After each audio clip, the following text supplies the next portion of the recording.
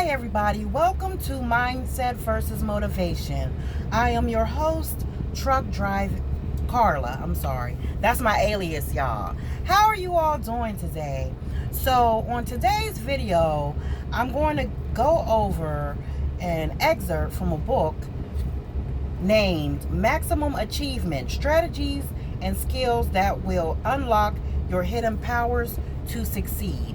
Now, in other videos on my channel, a video prior to this one, I read the same excerpt, but I didn't finish. So I'm going to start where I left off for those who are catching this video at this current moment. So, I think it's important to understand our childhood trauma, to understand the beliefs that were put on us by other people, whether it's your caregiver, your parents, your whoever, school teachers, whoever molded your mind when you were a child. And to, if it is negative, to reprogram your mind.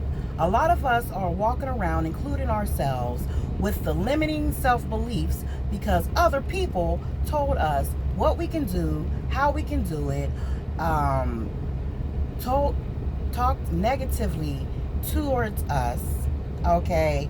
And we are now carrying that in our subconscious, and we are now limiting ourselves, where we have the potential to do great things, but our past is stopping us from excelling, okay? Now, this is a story about a young man, and this is out of the book, okay? A young man, about 25, who came to my seminar was working as a construction laborer. During our discussion of the influence of the self-concept, he had a mental shock. The lights went on for him. He was stunned. He told me that his father, an uneducated working man, had told his children continually, "Our family has always been laborers, and we will always be. It is our lot in life. That's just what it is." Now let me pause. How many of you have heard that? How many of you are following the same path of your caregivers or your parents? How many of you are sitting there with the belief that you can't do anything else outside of what your parents told you that you can do? Okay.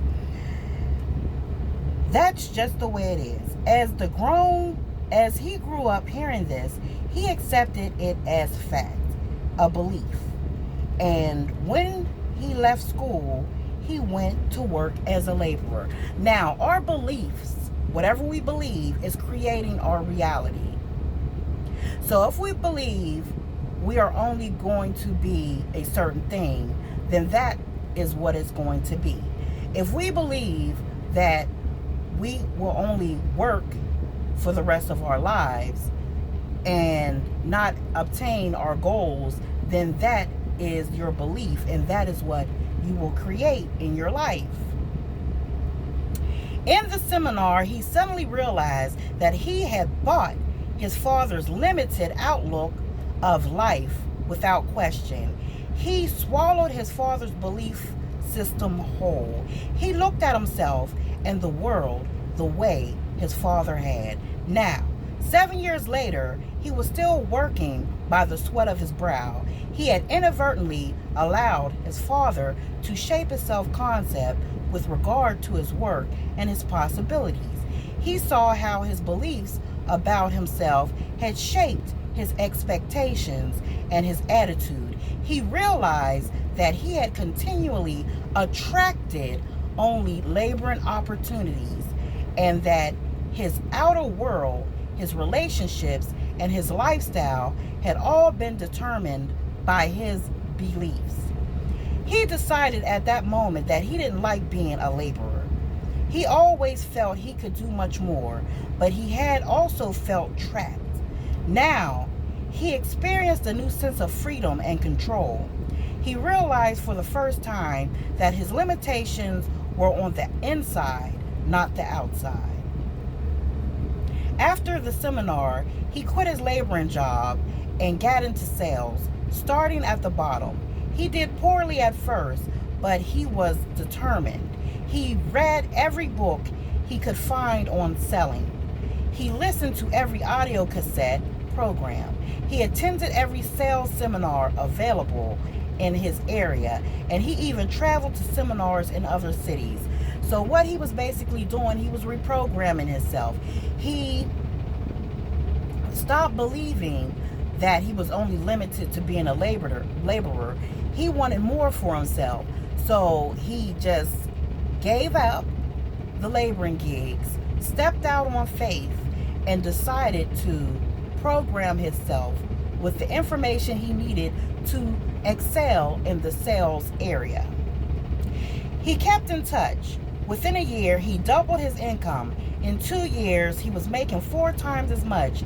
He went to the top of his sales force and was soon hired away for more money and greater opportunity.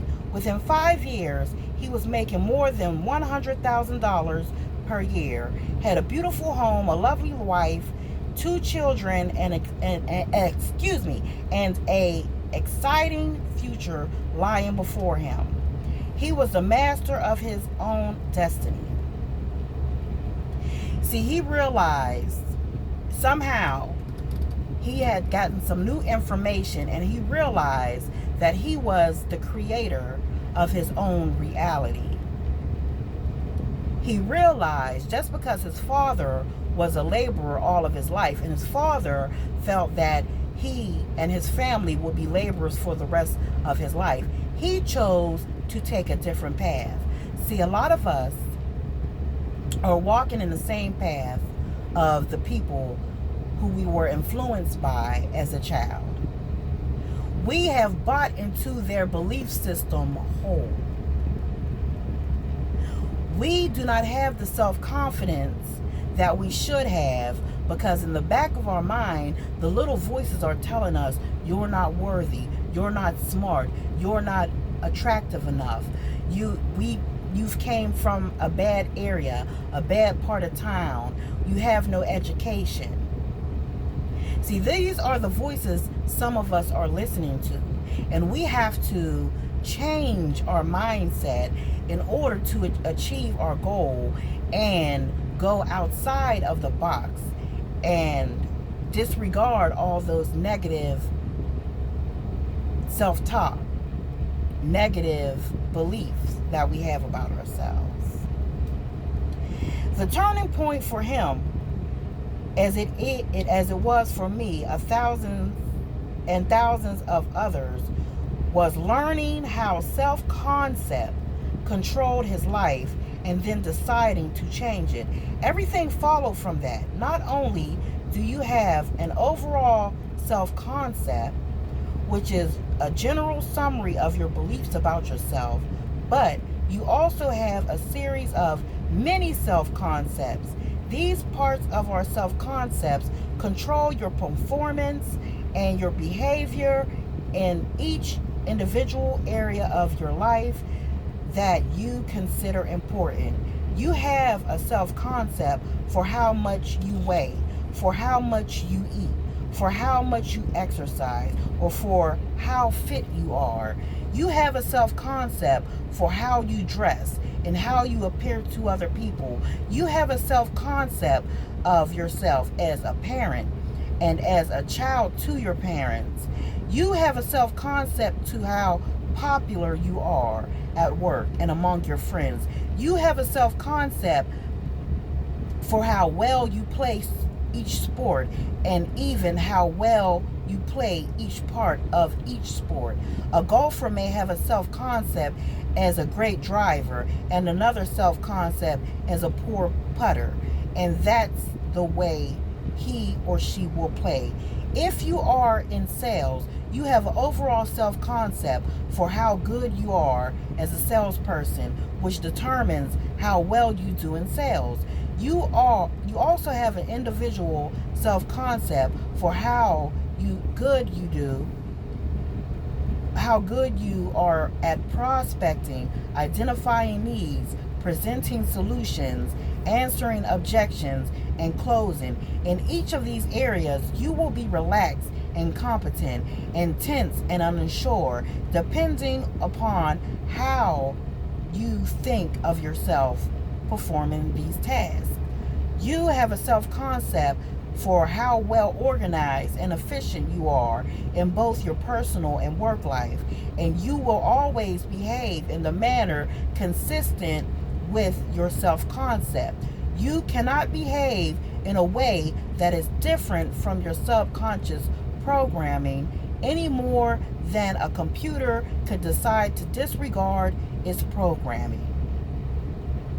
You have an overall concept of how competent you are in your field and how much money you are capable of earning. Let me pause right there. So some of us believe that we can never earn more than outside of our paycheck, that there are no opportunities, that you may never gain financial freedom, or you'll always be broke. These are beliefs. These are a part of your self-concept. Okay? You have to realize that the world is not limiting you.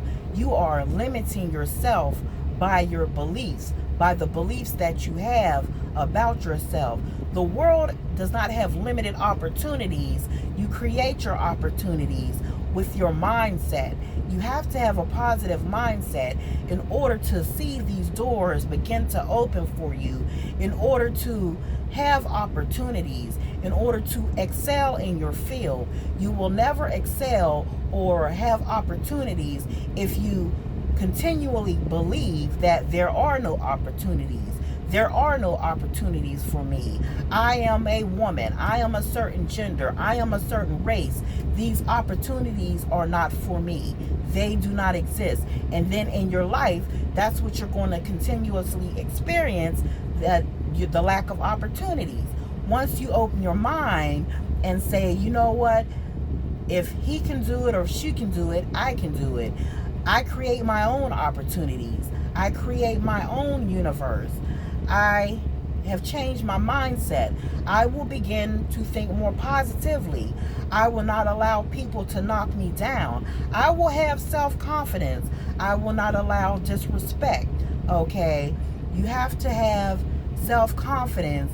You have to believe in yourself in order to create a new life for you. And let go of all the negative self-talk, everything that was told to you as a child, and shift your mindset to what do you want? How do you want to be? How do you want to show up in the world? How do you want other people to see you? Okay?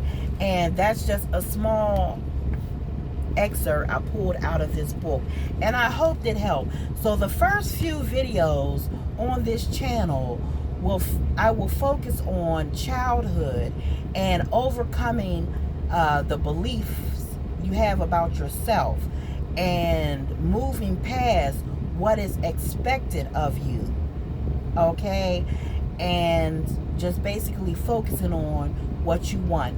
And this channel is a channel for people to help people have a stronger mindset, to be more resilient, to overcome certain circumstances in their life and look at their failures as a setup for success. That's the main purpose of this channel. Also, going into childhood trauma, toxic mothers, dysfunctional families, all of that molds your mindset and made you who you are today. So if you feel like you can't succeed, if you feel like you can't reach your goals, if you feel like the world is limited, it just takes a shift and a change in your mindset, and you will be able to do what you want to do in life. Thank you for watching my video, and I will see you all on the next one.